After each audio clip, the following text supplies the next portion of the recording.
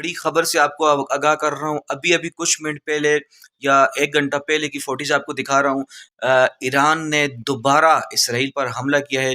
ये फुटेज आप साथ-साथ देख सकते हैं। ये इसराइल की तरफ से जारी की गई है। इस फुटेज को, इस वीडियो को कई सारे जो है चैनल चला रहे हैं। बीबीसी जो है और इसके अलावा अरब मीडिया चला रहा है। इसके अलावा और इंटरनेशनल काफ़ी सारे मीडिया इसको कवरेज दे रहे हैं।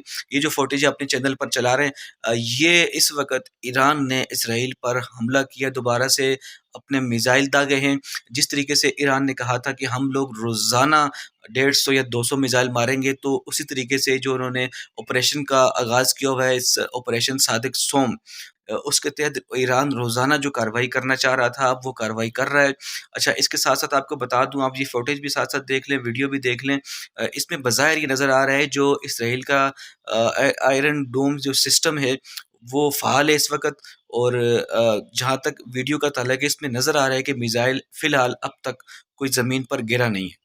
तो इसके आगे क्या होने वाला है, इसका अभी तक किसी को कुछ पता नहीं है। हालात किस तरफ जाने वाले हैं, ईरान की हालात किस तरफ जा रहे हैं या इसराइल के हालात किस तरफ जा रहे हैं। जैसा कि डोनाल्ड ट्रंप ने रात को ये कहा है कि ईरान के ऊपर हम लोगों ने हर तरीके से शिकंजा जो है सख्त किया हुआ है।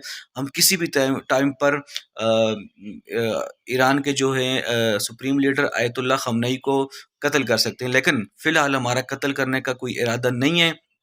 हाँ, हम लोग अगर चाहें तो उनको कत्ल कर सकते हैं।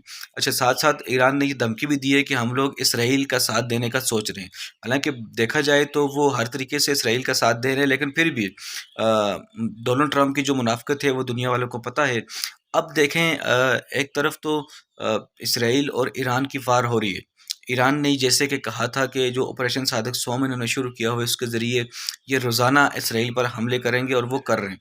आगे जब देखा जाए तो अमेरिका अगर इस जंग में बराह रास्त कूदता है या अपनी फ़ौज को ईरान के ऊपर मुसल्लत करता है, तो फिर हालात कशीदा होंगे।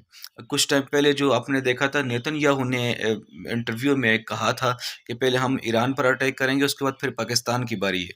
तो अगर इस टाइम पर अगर ये जो रियासतें हैं ईरान, पाकिस्तान, तुर्की वगैरह, अगर ये मिलकर कोई वर्क ना किया इन्होंने, तो मैं ये समझता हूँ कि अगर अमेरिका इस जंग में कूद गया, तो अल्लाह ना करे ये ईरान पर फिर ताबड़तोड़ मिल के हमले करेंगे।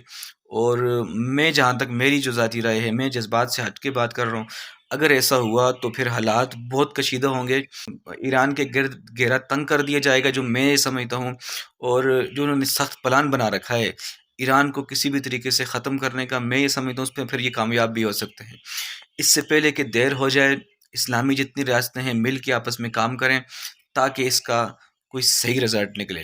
फ़िलवक़्त मेरे पास, चूँकि अभी-अभी सुबह का टाइम है, तकरीबन 4 बजे का टाइम है, तो मेरे पास ये एक वीडियो आई थी, तो मैंने सोचा अपने नाज़रीन को इस वक़्त की जो अपडेट है वो दे दूँ। जैसे मेरे पास अच्छी खबरें मौसूल होती हैं, कोशिश करता हूँ मैं दे दूँ। लेकिन कभी ऐसा होता है कि मैं जब अपने स्टूडियो के करीब नहीं होता, तो कोशिश करता हूँ कि किसी भी तरीके से आप तक खबर पहुँचा दूँ। आप अपना भी ख़्याल रखें, अपने घरवालों का भी ख़्याल रखें। आप दुआ करें ईरान के लिए। खुदा हाफ़िज़।